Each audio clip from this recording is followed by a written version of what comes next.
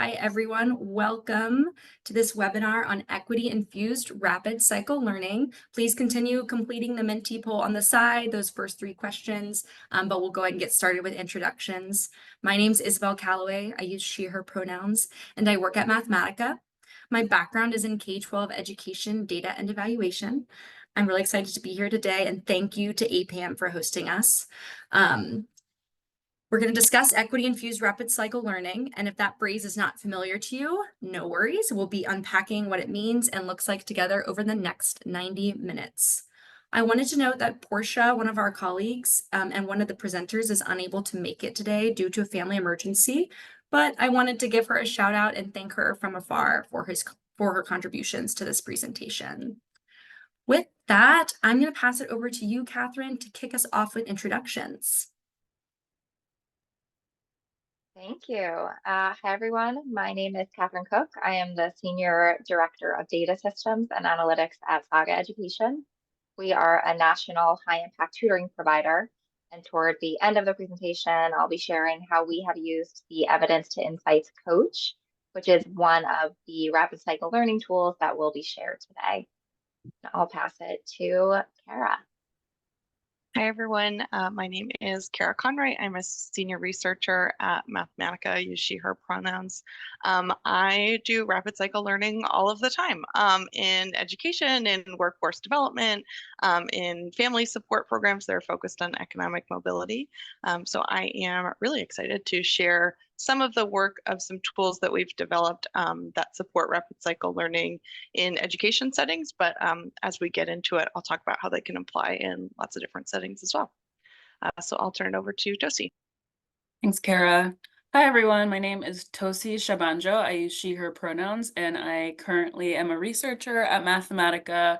My background is in education. I used to be a teacher for a little and then got into education research. And at Mathematica, I've continued to do education work, but also family support and economic mobility. And I'm excited to talk with you about a project today that's related to the family support area. And that's primarily the project where I've gotten a lot of experience with rapid cycle learning. So excited to be with you all today. Back to you as well. Thank you. So now we are wondering who is in the room with us. So in terms of organizations, we're seeing lots of university and research organizations, as we expected, someone from the federal government, a few others. And in terms of the type of work you all do, mostly in research and evaluation, some in policy, and some in program operation and management. It's great. It's great to see a bit of a spread. So today we'll have something kind of for all of you. The tools we'll be highlighting are meant for various audiences. So some are geared more towards researchers, while others are intended more for like practitioners or folks who lead programs, but all of them can be used in partnership. In terms of how much experience do you have with the following concepts? So evaluation, continuous improvement, and embedding equity in evaluation. It looks like lots of you have lots of experience in all 3 of these things. Again, the tools and resources, they cater to a wide range of experiences. And we're also excited to learn from you about tools that you use in your work related to these ideas. So we have 3 objectives for this session. We hope that everyone leaves with a clear understanding of the components of equity-infused rapid cycle learning, an idea of how these components can be applied at different stages of program or process improvement, and knowledge of some tools that will help you facilitate equity-infused rapid cycle learning for your organization or with partners. We'll start by giving a brief overview of what rapid cycle learning is and what it looks like to center equity in the process.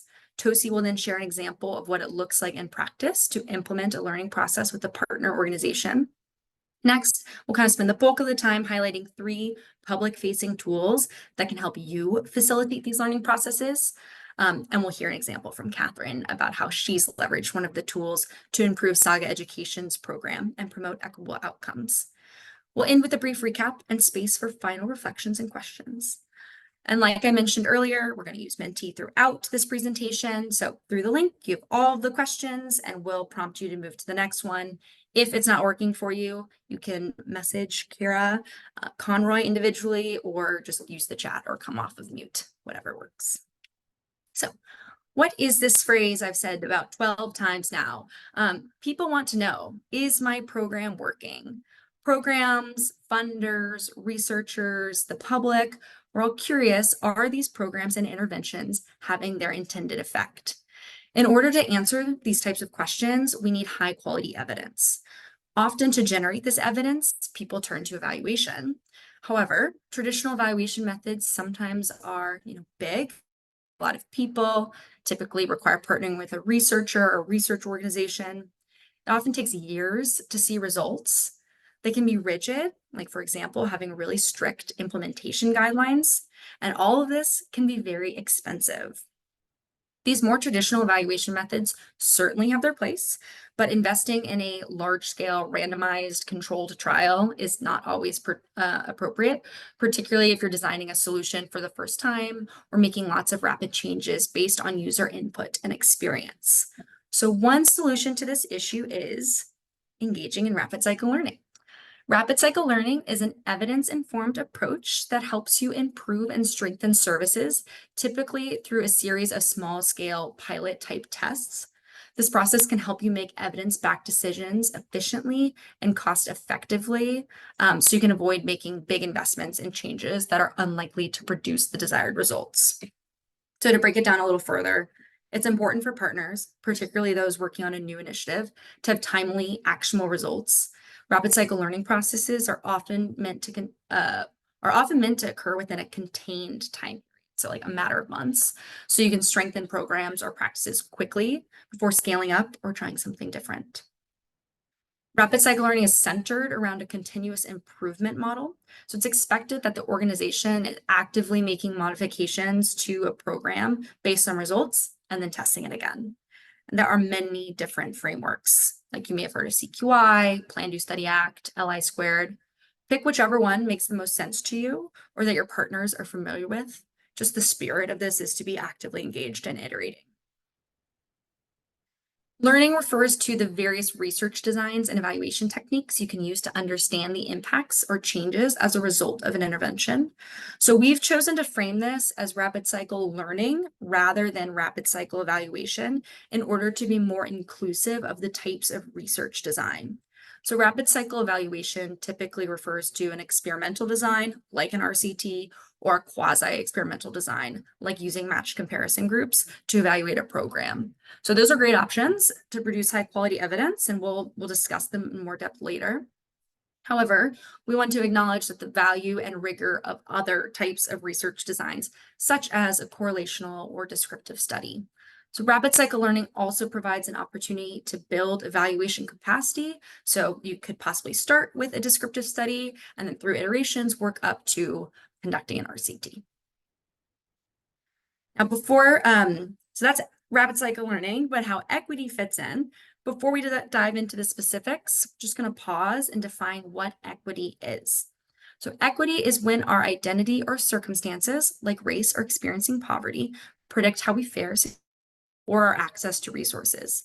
This visual from We All Count shows how people's barriers, represented by the fences, are different. So barriers can be institutional, cultural, economic, historical. And then the different ground levels indicates people's different starting points or advantages. So our work is motivated by the desire to address persistent inequities and break down these barriers. So some of the inequities we think about related to research and evidence are the financial barriers to accessing existing research or hiring an expert to conduct research for you. The imbalance of power, like in allowing a researcher or a funder to determine what research questions are asked and to define what success looks like. And the inaccessibility of developing in-house research expertise due to time and education requirements, and thank you, the varying degrees to which existing evidence is applicable to like a specific population. So engaging in rapid cycle learning process is an equitable way, is one way to address and start removing these barriers. There are many strategies we can use to infuse equity throughout this process. So like before it begins, during the learning cycle, and after when we are making decisions based on the results. So my colleagues are going to share several strategies and tools to incorporate equity across these stages. These bullets just are like one illustrative example of each. But it's important to note that forming strong partnerships with those closest to the program or outcomes and making sure that they are driving questions is a foundational component to equity-infused rapid cycle learning. However, doing something rapidly may sound like a barrier to forming meaningful partnerships. But in this case, rapid refers to the actual learning cycle, but not a project or relationship. So you can spend months or even years working with the program and building relationships before introducing rapid cycle learning, or you can plan on conducting several learning cycles over a long period of time together. Regardless of the strategies or tools you use, it's important to define and follow a few guiding principles to ensure that equity remains centered as part of your work. So I'm just going to quickly share 5 foundational principles that you could use to guide it. First, we have to start by examining our own biases. We may strive to be neutral and objective when conducting research, but we all have our own biases, values, backgrounds, and experiences that affect the way we do our work. Historically, the research field has employed practices that resulted in the exploitation of communities who've been marginalized by systemic inequities. So we've, obtained data on communities and then left without addressing the actual issues of the people studied. By embedding equity into the rapid cycle learning process, we can ensure that our work benefits communities and our partners. 3, we should genuinely engage communities as partners. In practice, this looks like paying attention and embedding cultural norms into the learning process and making sure everyone's contributions are recognized in the form of financial payment and formal acknowledgements. We must commit to dig deeper into the data. So while recognizing differences in outcomes among different groups is a first step in identifying disparities, it does not address them. Addressing disparities requires us to move beyond simply documenting them. We must understand the underlying systemic and contextual causes of disparities. This can look like working with your partner to decide what research questions to pursue and which really matter. And lastly, we must guard against the implied or explicit assumption that there is a normative or default position. So research typically, historically, makes comparison to white, able-bodied, cisgendered outcomes when we examine disparities or are attempting to learn about a problem. Such comparisons reflect the assumption that those characteristics are the standard and that the communities that are marginalized by these systemic inequities should aim to achieve that standard. These comparisons also apply positive values to cultural norms associated with those characteristics and negatively measure people marginalized by systemic inequity by those norms. So making comparisons neglects the structural factors and root causes that may lead to disparities. Okay, so that's how we're thinking about defining equity-infused rapid cycle learning. Now, how do you know if it's right for your organization or for your research? The following factors might make it a good fit. So if you want to develop creative solutions or strategies to improve your program, there's an emerging challenge. You have a genuine interest in incorporating voices of those affected by your program to resolve the challenge. There's an opportunity to test an existing evidence-based practice. Your organization wants to strengthen program implementation before conducting an evaluation. Maybe your organization wants to understand what influences successful implementation, or your organization wants to develop evidence on a shorter timeline than traditional evaluation affords. So we just shared a lot of information on some ways to embed equity into a learning process, but we'd like to learn from you. So using the Menti, if you could go to question 4 or just drop in the chat, how have you infused equity into your evaluation and continuous improvement work? Are there any resources that you often use or you could share? So we'll give everyone a minute to complete that.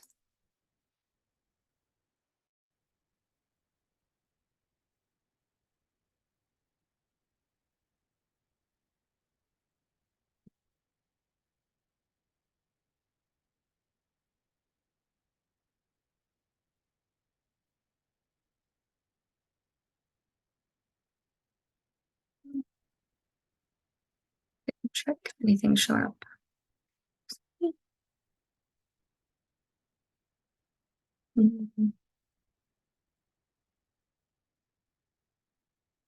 Here we go. Slowly but surely. Okay, so Chicago Beyond has a great resource. Thank you. You can look for that and pop in the chat. Making sure you get input from those with lived experiences. Yeah, that is critical among all this work.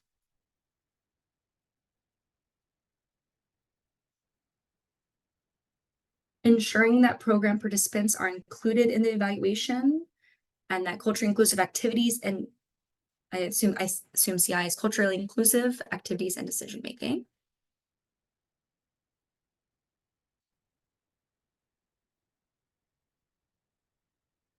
Give it just a few more seconds to see if anyone else has ideas. You can continue populating this throughout, though, if any of the tools or resources we share spark more ideas. Isabel, I did just want to put one note in here. Someone mentioned Chicago Beyond has a resource that's great. I think they're might be referring to Why Am I Always Being Researched? I put a link to Chicago Beyond in the chat. That was one of the source materials that we used for several of the tools that we're going to share later today. So definitely on the same wavelength in terms of that being a great tool. Thanks for sharing, Kara, and whoever put that in the chat. Now I'm going to pass it to Tosi to walk through an example of putting this into practice. Thanks, Isabel. So one of the tools we're going to be talking about today came out of a project that Mathematica and a team that I was happy to work on began conducting with Agape Child and Family Services, or Agape, and the Annie Casey Foundation back in fall 2020. We've actually continued still working with Agape and Casey since 2020, but I just want to share a little bit about our initial project with them, just to illustrate, like Isabel said, what equity-infused rapid cycle learning can look like in practice, and then to contextualize one of the tools we'll chat about later. So as you can see on the screen, Agape is a nonprofit based in Memphis that broadly aims to create healthy homes, thriving communities, and positive relationships for children and families. And so to do this, they take on three broad approaches.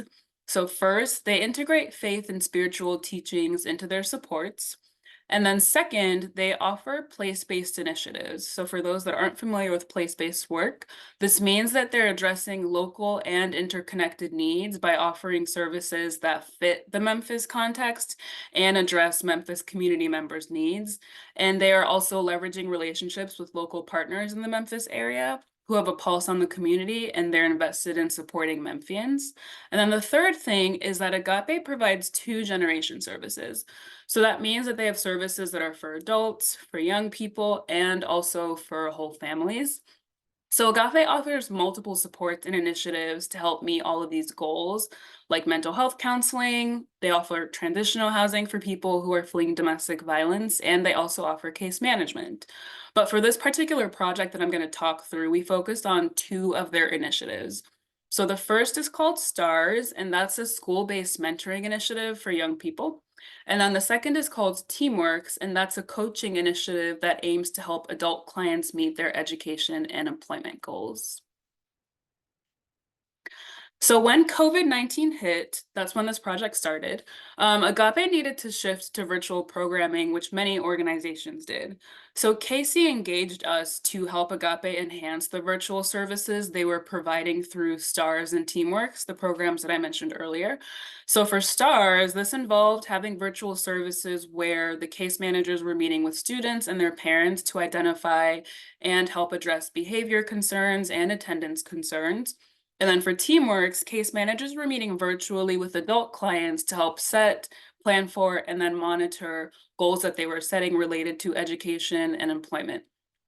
So at the time, Agape was new to virtual service delivery, so we were working with them to demonstrate how to use rapid cycle learning to identify and then address challenges that STARS and Teamworks were facing. So our project had 2 high-level goals. The first one was to directly partner with Agape to actually carry out equity-infused rapid cycle learning. And the second was to actually teach Agape how to implement their own rapid cycle learning efforts. And that second goal was super important because it was a key motivator for the tool that I'll mention earlier, that I'll talk through earlier, which is a guide for implementing rapid cycle learning in an equitable way.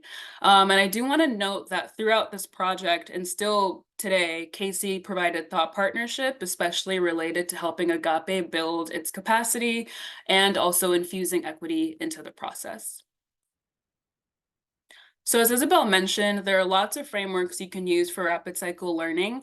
For our work with Agape, we used Learn, Innovate, Improve, or LI squared, which is one of the frameworks that Isabel mentioned. And this is an approach that Mathematica developed. So the graphic on the screen shows that LI squared involves 3 phases. So first, you start with a learn phase where you're partnering with stakeholders to understand what the challenges are, what the root causes of the challenges are, and then factors that are motivating the changes. And then during the innovate phase, you're continuing to partner to develop solutions based on the challenges. And then in improve, you complete a series of road tests or learning cycles where you're piloting the strategies that you developed, you're collecting data about how they worked, and then you're refining the strategies based on data, and then the cycle can begin again. So in the chat, we're actually going to hyperlink to a resource that provides more information about LI squared in case you all want to explore this specific framework. So in using LI squared with Agape for our project to help improve STARS and Teamworks, people were at the forefront. So I want to share what this looked like in practice through the next slide. But in the learn phase, partners aren't just working to identify what the challenge is, but they're also trying to identify what the root cause of the problem is. And this complements the principle that Isabel talked about earlier related to making sure that people understand the underlying causes of disparities or inequities. And then in this learn phase, you're also seeking to clarify how different people are experiencing the challenge and its root causes. And then when the partners move to innovation, they're continuing to focus on the who when they're developing their strategy. And then after that, when they're testing and refining the strategy in the improve phase, a primary goal is to understand what worked, but it's also key to dig deeper into the data and understand what worked for whom, and then in what cases or in what scenarios did the strategies work. And I think one thing that's important to note is that the whole process involves partnering with stakeholders, community members, people that are affected by the issue. And so for us, although Mathematica was helping Agape learn how to use LI squared, we were relying on their expertise, ideas, and feedback in each phase. And I'm going to talk a little bit about what that looks like. So I want to talk through 4 examples, which I've provided on the screen, about how we were embedding equity principles and elevating equity considerations in our project with Agape. So I was talking on the last slide about co-creation and people kind of being at the forefront of this work. And so for us with Agape, we worked with 2 groups of stakeholders across all of the phases. So first, we partnered with Agape leadership at the beginning of the project to identify STARS and Teamworks staff and participants and community partners to join what we called a work group. So we met with this work group several times during the initial learning phase to try and figure out what the challenges were that the people were facing and the context for change. And then we also actually had follow-up interviews with a few of those work group members after the initial meetings to just get some more clarity about what the challenges were and the root causes, almost like a pulse check of what we learned through the meetings. And then after that, we partnered with the STARS and Teamworks program directors to identify a small group of staff, supervisors, and managers to join what we called the implementation teams.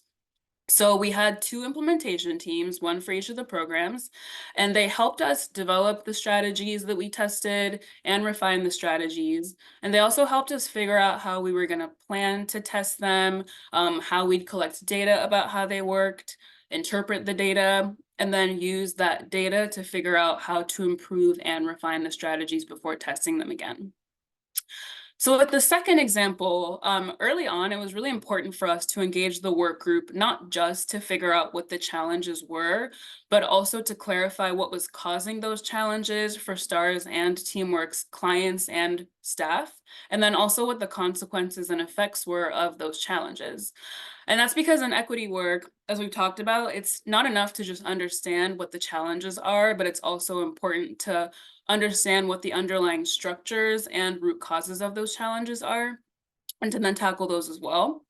And then I think beyond that too, challenges have effects that influence people differently. And so for us, we use design thinking activities through Mural, which is an online collaboration platform, to help the work group think through and brainstorm some of these different effects and root causes. And moving on to the third example, after partnering with the work group to identify those root causes and consequences, we then partnered with the implementation teams to figure out what strategies could help address those challenges and root causes. So as an example, I was on the Teamworks side. So with Teamworks, we worked with the implementation team to take an existing off-the-shelf resource focused on goal setting, and then we modified it in partnership with them to better complement how Teamwork staff actually work with their clients. And then we also modified it so that it collected more information about clients' needs, which would leave the Teamwork staff better positioned to actually help clients meet their education and employment goals. And then with the last example, the implementation teams were critical for helping us put structure around what piloting should actually look like. So for example, what the timeline should be for piloting, with which staff should we pilot. And then we also worked with them to determine how to collect data. And then once we decided what data collection should look like, we all came back together to make sense of the data. So with Teamworks, we used Mural again, the online collaboration platform, to present the findings and discuss key takeaways and implications. And we learned from that work that the resource we piloted actually worked better for some clients versus others, particularly clients that were earlier in their goal setting journeys. And so we used that information and other key takeaways we learned to then determine additional resources to develop and test. And so the implementation team gave us feedback about the refinements before we tested them again. So this graphic provides a timeline for everything that I just talked through. So as you can see, the initial phase took a few months. So this was where we were having our work group meetings to understand challenges, root causes, and consequences. And it was also during these few months that we had those follow-up interviews I mentioned to further probe those topics. And then we developed the initial strategies in 1 month, but it took several months, as you can see from the screen, to actually pilot the strategies, collect data, interpret the data with our partners, and then refine the strategies again. So this just talks through our work at a high level. I want to pause and see if there are any questions that people have about this work, how rapid cycle learning worked with Agape, or if there's anything you can share about work you've done similarly. Would love to hear that too before we move on to the next section.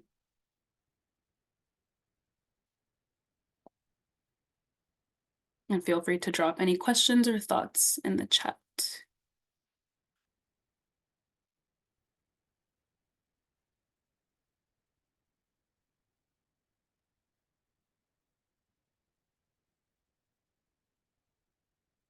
Okay. If anything pops in the chat, just feel free to interrupt me, but I'll keep us moving. So next, we're going to share 3 of these publicly available tools and resources that you can use to facilitate equity-infused rapid cycle learning. After we describe each tool, we'll hold a bit of time for initial questions and reflections. So that's what the next 3 questions in the Menti survey correspond to. So for example, after Tosi describes the Championing Change Practitioner Guide, add questions and reflections to question 5.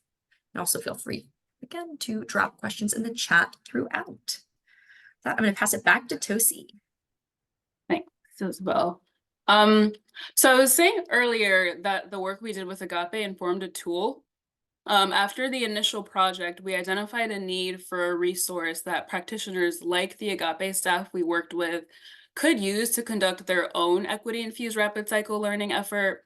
So this led to the creation of the Championing Change Guide that you're seeing on the screen.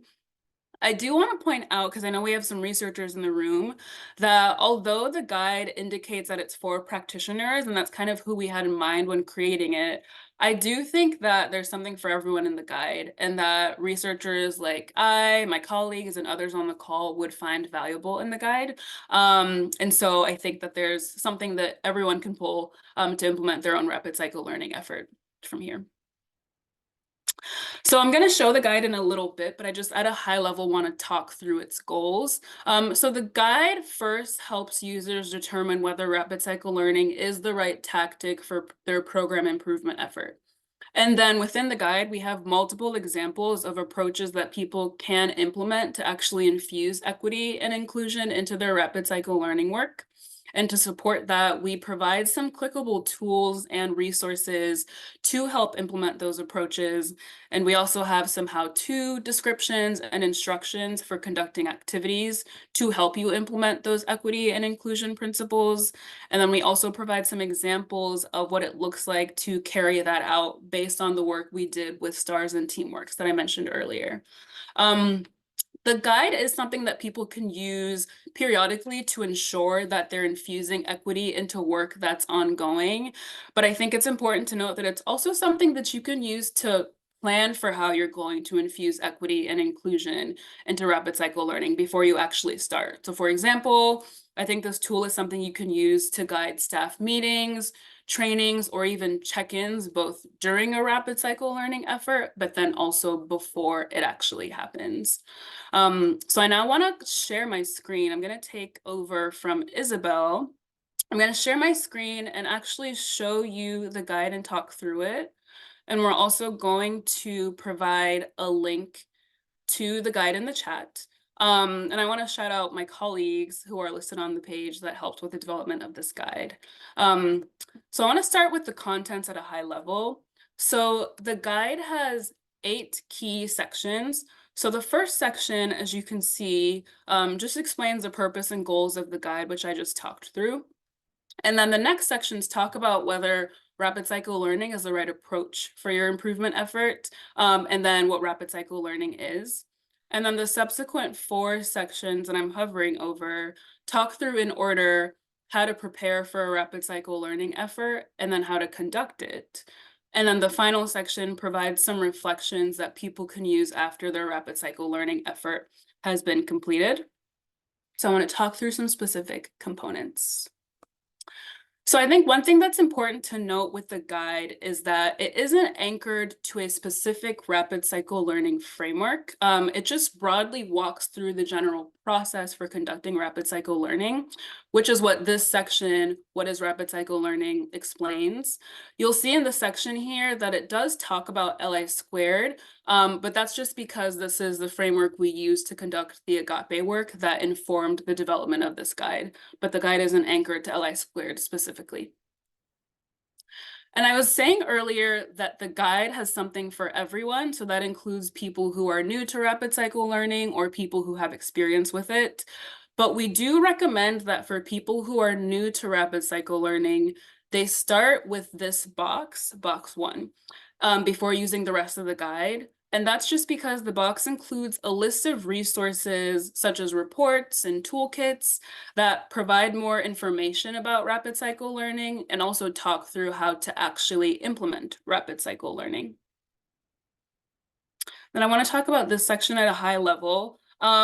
This talks through what Isabel was already discussing related to determining whether rapid cycle learning is right for your organization. And then after this section is where we have information about the specific phases. So starting with setting a foundation for infusing equity into your rapid cycle learning effort, and then working with partners to understand challenges and opportunities, co-creating with your partners based on those challenges and opportunities, and then finally collecting data and refining on your strategies based on the data you collect. So I want to spend just a little bit of time talking through a few key components within these phases about rapid cycle learning. So the first thing that's important to highlight is that in the guide, we described in detail evidence-based equity and inclusion principles and approaches for implementing the relevant phase, such as what you're seeing here that I'm hovering over. So I think that's one key component. And then a second key component too that I was talking about earlier is that when relevant, we provide hyperlinks to tools, resources, or activities that can actually help you implement the principle and the phases that we're talking about. And in some cases, as you can see here in Exhibit 8, we actually provide instructions for conducting specific activities relevant to that rapid cycle learning phase. So in this case, the activity walks you through how to do exploration of root causes and consequences of a challenge. And then another key component in the guide as well are call-out boxes that serve different purposes.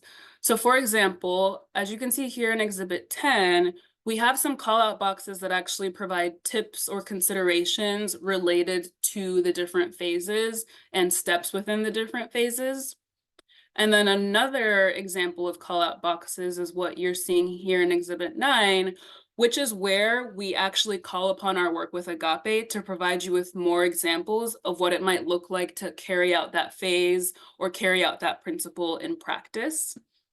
And then in some cases, we use quotes from our Agape partners to just further elevate their voices, further elevate examples, and further elevate considerations from that work. So the last thing that I want to highlight about the guide is this final section, looking ahead. And this is where we provide information to help organizations reflect on their rapid cycle learning effort. And as you can see, we have a starting list of questions that can support reflection. So for example, during meetings about the rapid cycle learning effort or gatherings with staff or partners that were involved in the rapid cycle learning effort. So I want to turn it back to Isabel now. We'd love to hear your thoughts about this guide. And so we're going to use the Menti again to take just a few minutes to answer questions you have about this guide. If you have any thoughts about how you think that you will use the guide, we'd love to hear those thoughts as well. So Kara just provided a link to the Menti poll. So you can go ahead and answer question 5, which is about questions you have about this tool or ways you think you might be able to use this tool in your work or with partners that you work with. So we'll give a moment for reflection.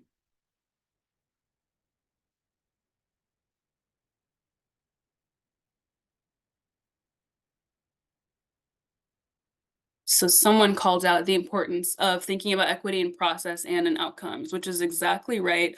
The guide focuses on the first piece.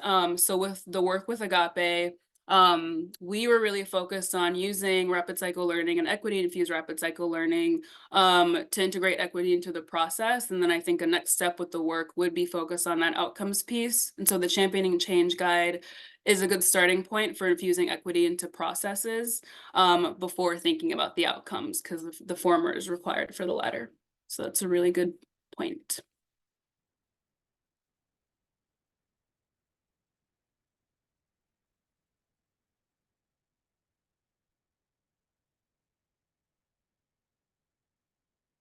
Other questions or reflections about the guide?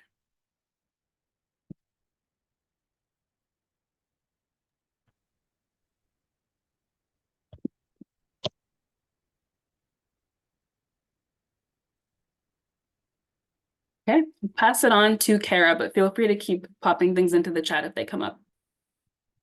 All right, thank you, Tosi.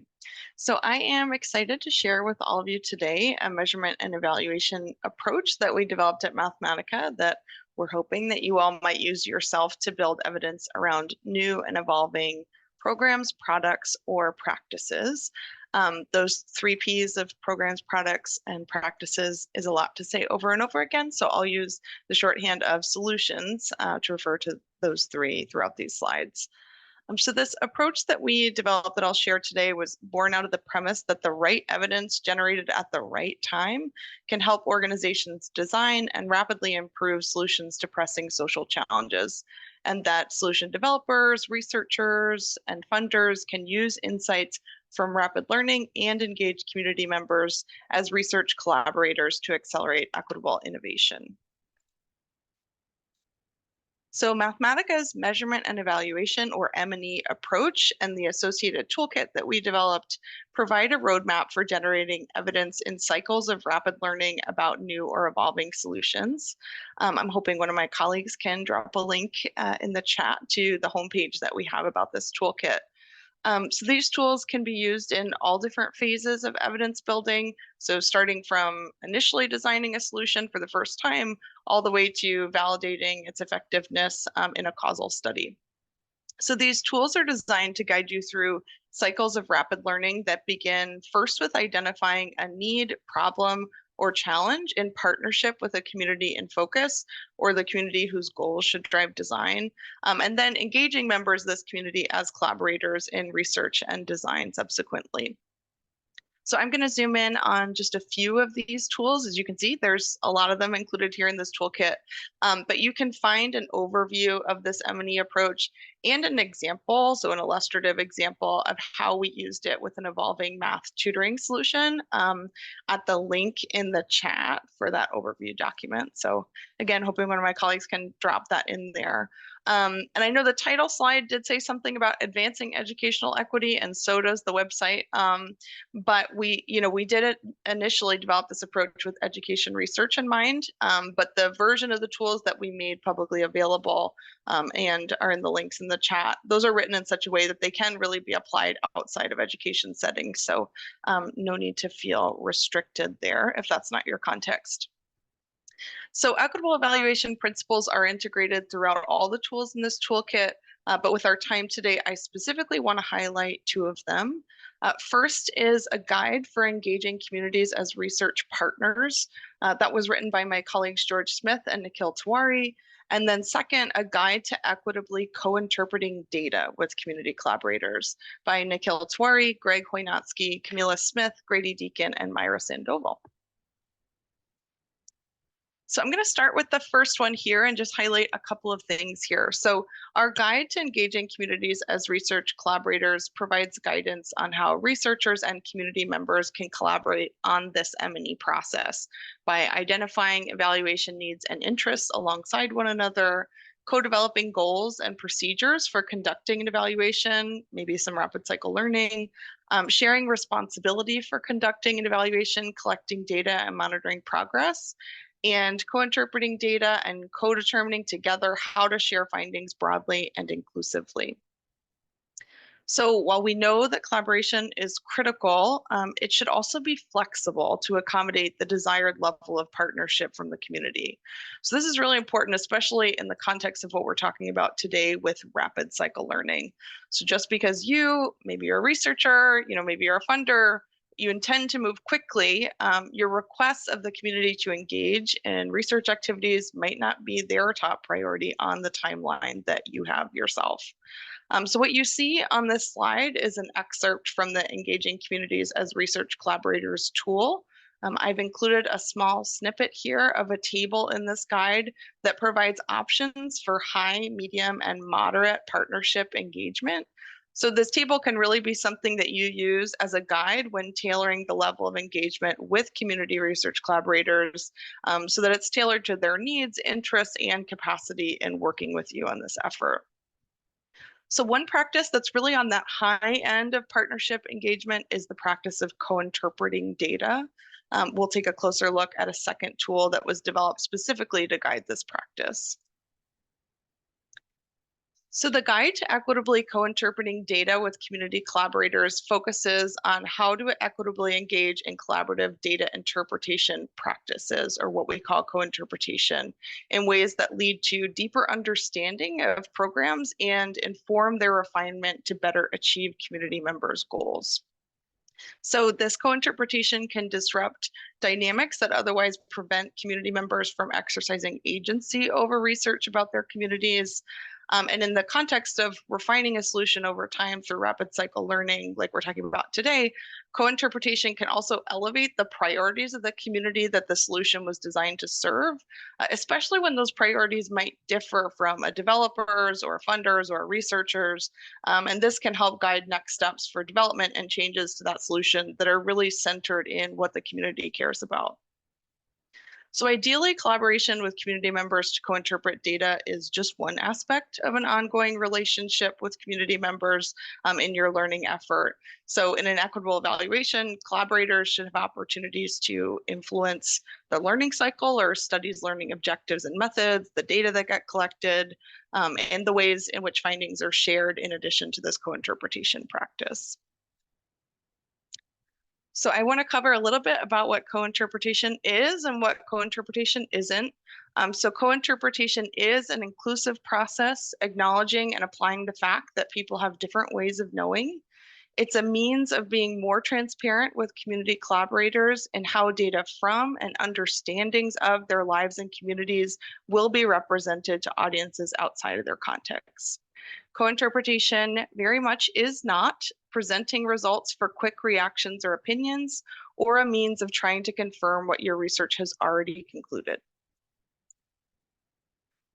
So the guide that you can find in the chat will walk you through the full continuum of co-interpretation from first setting up and then to reflecting and acting on the results of your co-interpretation session. But I'm going to zoom in on this middle piece here of what it actually looks like to engage in a meaning-making dialogue about some of your initial findings. So there are 6 steps included in a co-interpretation cycle or a meaning-making dialogue. I'll cover these at a really high level, but you can find many more specific details and guidance on these steps in the tool itself. So for each research question, you should plan to move through a co-interpretation cycle. So that starts with step 1 by restating the research question of focus and introducing a data display or preliminary analysis results that you've prepared. Then allow community collaborators to think individually about the meaning of those data using questions like the ones that you see on the slide. So for example, what piece of data stands out to you and what was missing in the data that you thought that you would see?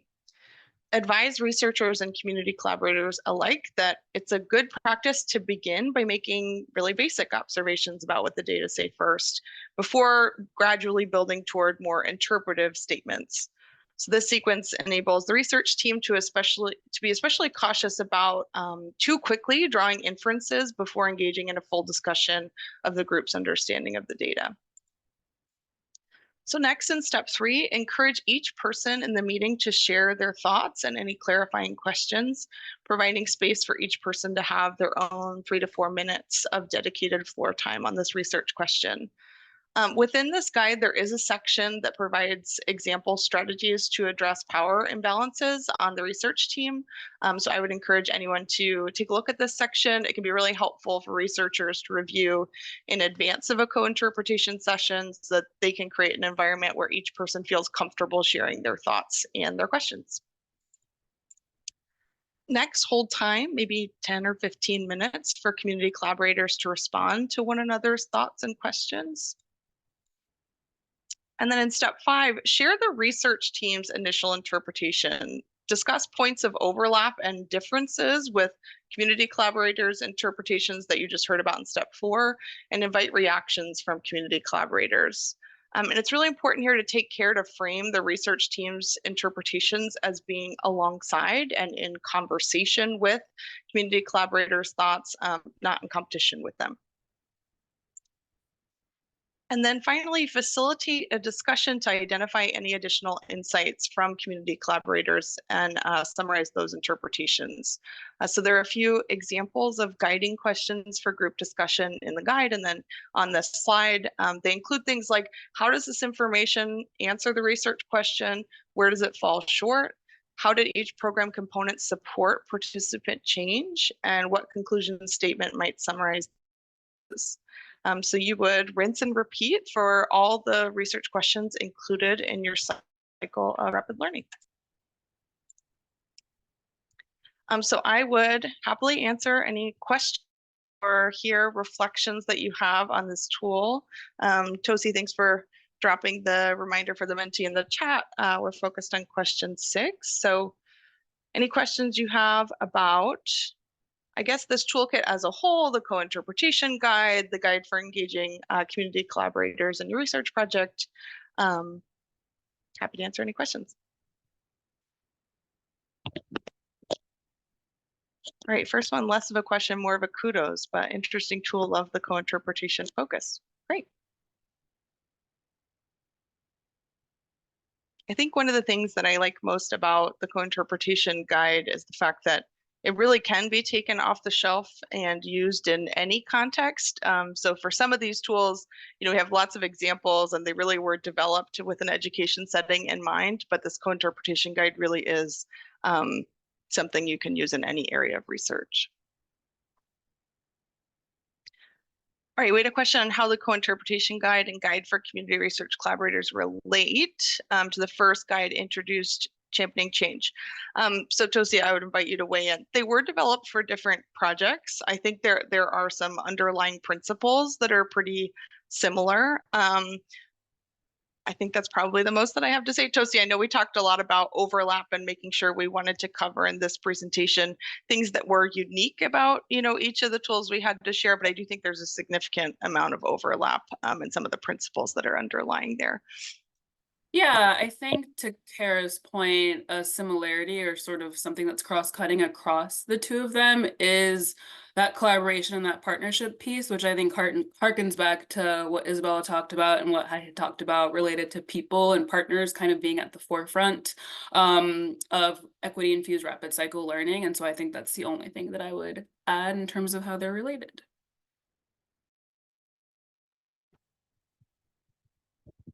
Great. Well, I think at the very end of this presentation, we're going to make sure everyone has our email addresses. So if you have any other further questions on these tools and you didn't get a chance to put it in the chat or in Menti, I would be glad to answer questions afterwards, but I will turn it over to Isabel. It's me again. Thanks, Kara. And yeah, keep populating the Menti or the chat with questions and we'll make sure to get to them at the end. So the final tool I'm going to share is the Evidence to Insights Coach. It's a bit different than the others because it's a web application. So the Evidence to Insights, or E2I Coach, is a free online tool that guides users through the rapid cycle evaluation process. Mathematica designed and launched the coach as part of a contract with the Office of Educational Technology at the U.S. Department of Education. So it was originally built to help educators evaluate the effectiveness of different technology tools used in the classroom. However, so similar to Kara's tool, it can be used and has been used in non-education contexts. It's really designed to empower any user, not just a researcher, to conduct an evaluation. However, it's also a great partnership tool, one that researchers, like many of you, and researchers at Mathematica have used in partnership with organizations like nonprofits, like Saga with Cathryn, and school districts, both to help build partners' evaluation capacity and just to facilitate efficient rapid cycle learning. So how does it work? The coach walks users through 5 steps for conducting an evaluation that starts with defining a research question and ends with a personalized findings brief. I'm going to demo it in a minute, but I'm going to briefly walk through the 5 steps here first. So in the first step, you're prompted to add information about your program, including who's participating and how you'll measure outcomes. It then walks you through questions to determine whether a matched comparison or random assignment approach is best. In the second step, the coach helps you design an evaluation, including writing a research question, determining how you will define success, and describing your implementation context. To zoom in a bit on defining success, it specifically helps you set a minimum meaningful effect or the smallest difference that you want to see between those receiving the program and those not receiving the program to deem it successful. It also helps you set a certainty threshold, which reflects how sure you want to be that the program is impacting the outcome.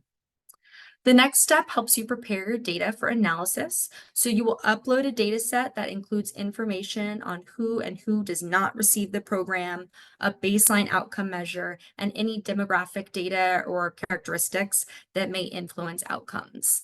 So then the coach then will use all that data to create 2 groups for you, a treatment group and a similar comparison group. In the next step, analyzing your data, the coach will automatically conduct your analysis for you. It's the best part.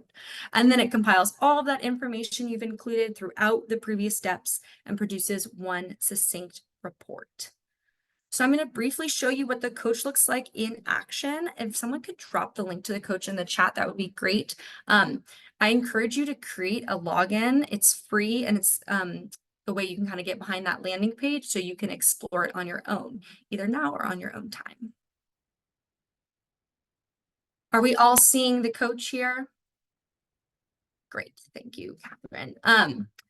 So when you log into the coach, you land here on this dashboard page. On the left side in this panel, there are lots of resources, including FAQs and a case study that you can use in this demo, which I'll be using today. At the top are all the evaluations, and when you click in here, you can see the 5 steps. There are these 5 steps, and within each one is a tool, and these tools break an evaluation down into, break this process into manageable kind of bite-sized pieces. The coach is also dynamic, so it's engaging and personalized for each user. And there are embedded FAQs throughout, which you can access by clicking on the questions with the plus buttons on the right of each page.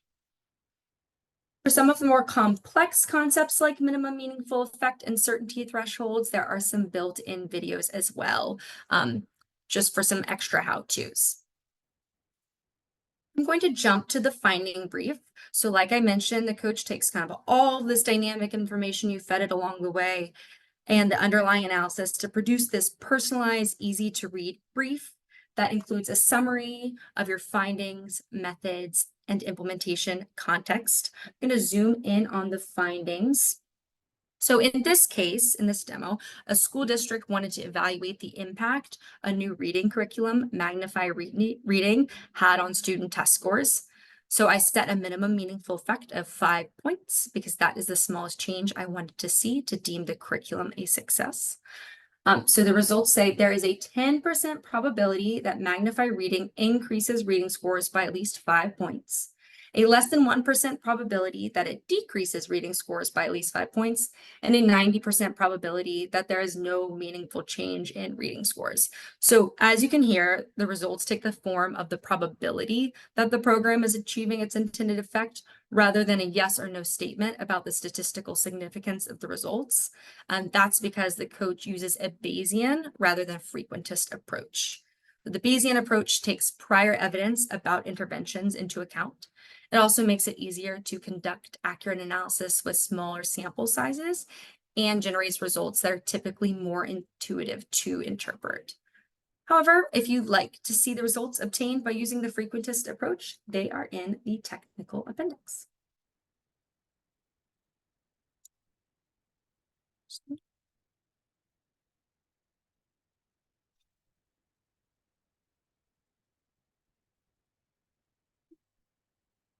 Okay. So why should you use the coach? It can give you confidence in your answer to does it work? And it makes generating high quality evidence kind of more attainable. It's a quick and affordable way to produce evidence. It was designed in partnership and with input from practitioners like educators, and it provides a great place to document your progress throughout an implementation of a program and evaluation. The original motivation behind creating the coach was to address some of the biggest barriers in research, like access to research knowledge and financial means, and to cede research decision-making power to the people who are closest to the problems of public well-being, like frontline practitioners or folks who work for nonprofits and government leaders. So the coach is really intended to empower those people to conduct their own research. However, as I previously mentioned, it's a great tool to foster partnerships between researchers and organizations, which we've heard today is a critical component to infusing equity in rapid cycle learning. So before I pause for questions, unless there are any burning ones in the chat, I'm going to pass it off to Cathryn, who originally used the coach in partnership with Mathematica researcher and now uses it independently to improve Saga Education's programs. Thanks, Isabel. As I mentioned earlier, I work for Saga Education and I lead our data systems and analytics department. We are a national high-impact tutoring provider working to close the opportunity gap by increasing access to high-quality tutoring to students in traditionally underserved communities. Most of our in-school tutoring programs have supported students taking 9th grade algebra with the primary goals of increasing students' math proficiency as well as their overall relationship with math. So I am representing a practitioner's perspective today. We first connected with our friends at Mathematica back in 2018 when Saga was just 4 years old. We had a relatively small staff at the time and limited internal capacity to conduct research, but we had a strong appetite for learning about the impacts of our program. In fact, in the first years of Saga's operation, we worked with the University of Chicago Urban Education Labs to conduct an RCT of our original program model, which yielded very strong results. But by 2018, it had become very clear to us that we needed to experiment with ways to reduce the cost of our model in order to increase accessibility of our program to our target population. So we designed a less expensive blended learning model in which we could increase tutor caseloads by having students alternate time working with their tutor and time doing independent practice on an adaptive practice tool. Since this was a pretty big change from our original model, it was incredibly important to us, to our school and district partners, and to our funders that we could learn about the effectiveness of this model as quickly as possible. As Isabel mentioned earlier, an RCT is not always the right choice, and that was the case for Saga at the time. This new model was still immature. We were making lots of adjustments as we implemented the program, and we needed early evidence of impact. Waiting 1 to 2 years for RCT results would have slowed our rate of innovation in developing a strong, lower cost program model. And so that's where Mathematica's support provided to Saga via a grant from the Bill and Melinda Gates Foundation and our use of the E2I coach came into play. This tool came to us at the time we needed it, and as Kara said earlier, provided us with the right evidence at the right time to accelerate equitable innovation. In the 18-19 school year, we were operating both our traditional program model and this new lower cost blended learning model.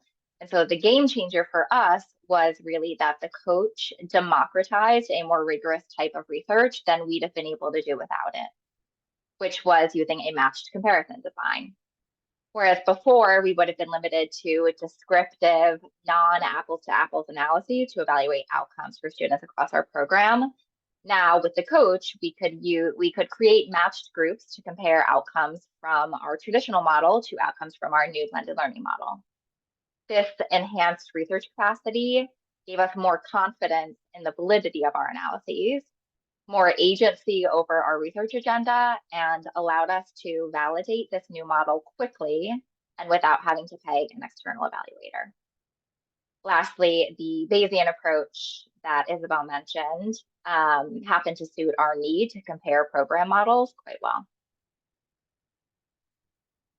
So we set up our evaluation in the coach to compare the treatment group, students receiving the new blended learning model, to the comparison group, students receiving the already validated traditional model.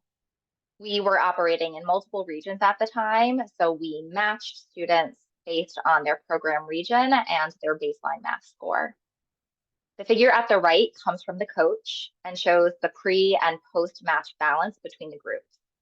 The light blue dots are the standardized difference between the two groups before matching, and the dark blue dots are after matching.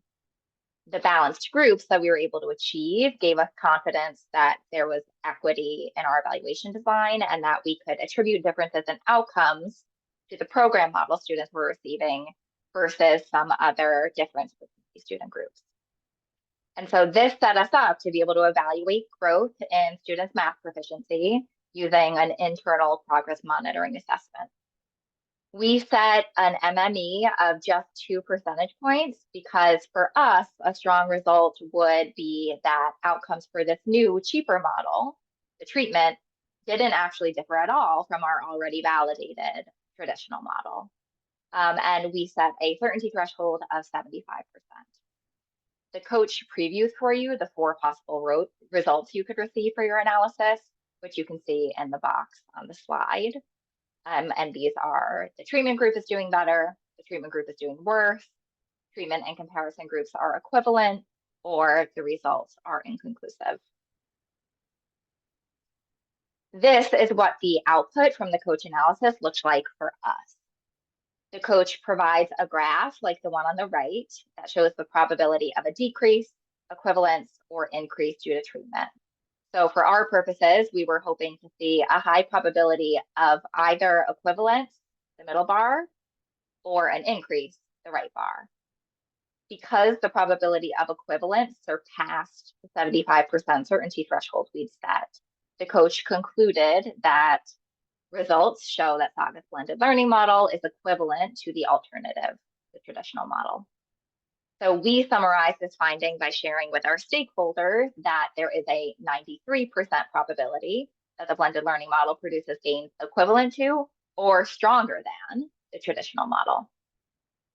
Something that I have found helpful is to pair the Bayesian results with a more concrete descriptive output like the table on the slide, which includes the magnitude of the growth each group demonstrated, which I was able to calculate from the matched data set that the coach provides you.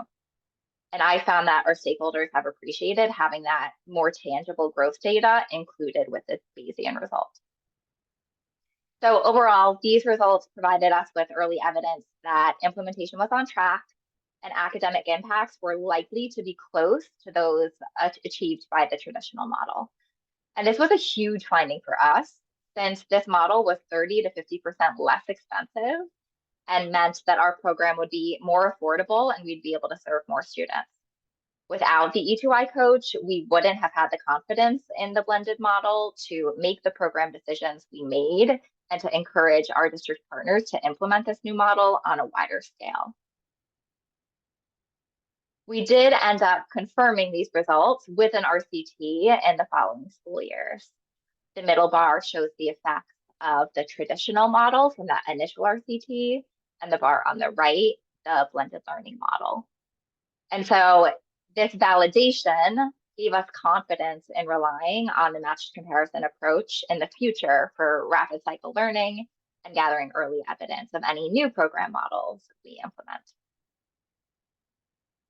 And since then, we have continued to innovate in order to ensure access to our program for our target populations. And so we've continued to use the coach.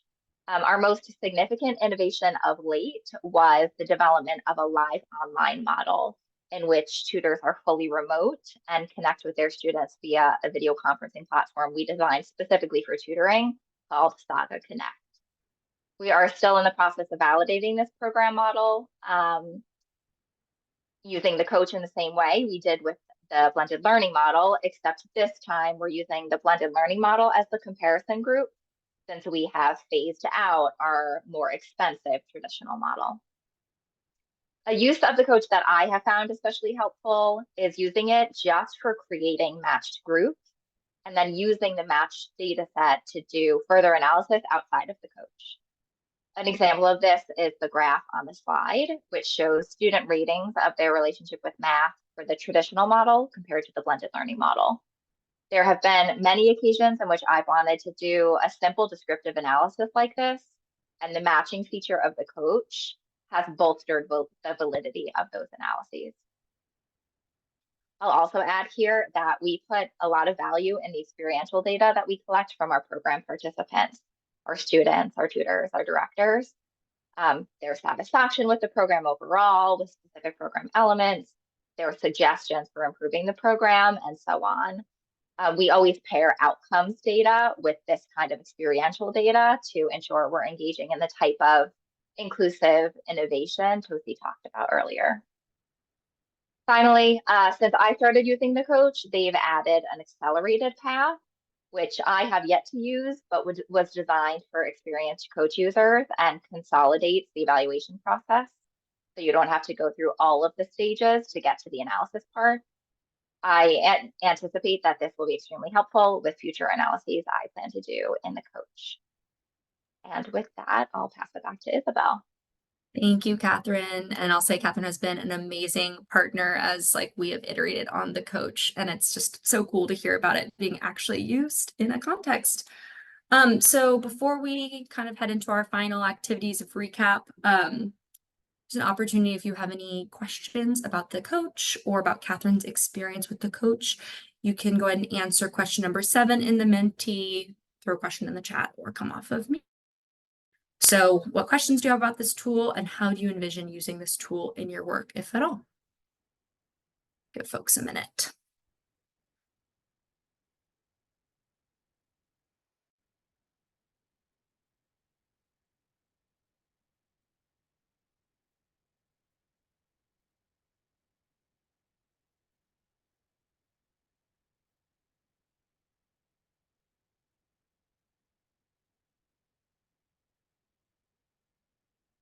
Okay, like Kara said, we'll share our information, so you can always contact us after or hang online for a bit if you have questions.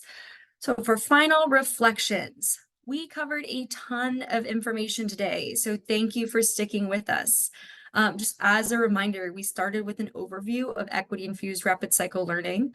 Tosi shared an example of how her team leveraged the process to help Agape understand if their new program models were working. Then we shared 3 tools and resources that you can use to help facilitate your own equity-infused rapid cycle learning. Kind of before we leave, we'd love to hear from you. 2 questions. 1, what are other tools and resources related to equity, evaluation, continuous improvement, anything we talked about today that you found helpful and would like to share with the group or with us? We'd love to know. So that's Menti question 8. And then the final Menti question is just, what is one thing you learned today? What is one thing you might walk out excited to explore or to check out? So we'll give people a minute or 2. No other tools or resources. I'm glad we shared a few then. And there are many citations within all of those resources that point you to other great places to go.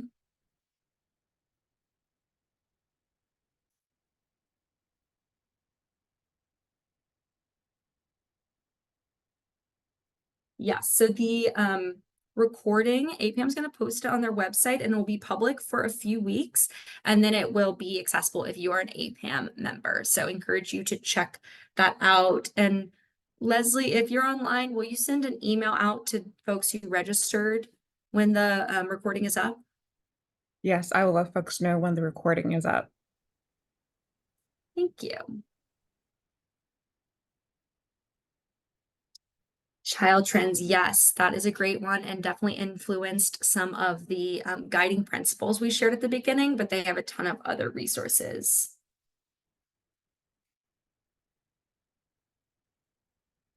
I see people are learning that the ability for building evidence can lead to improvement. It's great. The E2I coach is amazing, and I will definitely use it. Yes, please reach out. I would love to talk about how you'd like to use it. We'll give it just a few more.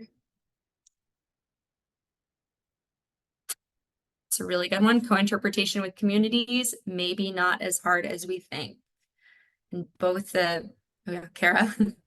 I'm unmuting. I will say that I think that's part of the goal of the co-interpretation guide itself. It can feel like an intimidating thing to take on. And, you know, we can't provide a roadmap for everything that could potentially happen, but I do think it's a pretty expansive resource on how you can prepare for that practice. So I hope it makes it feel a little bit more accessible, less intimidating, and like something you could integrate into your work.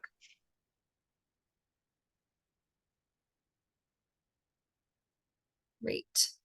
Okay, well, I will leave it at that. Like I said, if you are interested in learning more, all of us are excited and would be happy to talk with you. Here are our emails, so feel free to like take a picture, take a note. We'll hang out for the next few minutes if anyone has any specific questions or would like to chat. But thank you all for being here today, and thank you, Kara, Cathryn, Tosi, and Leslie, and everyone at APPAM for supporting this presentation.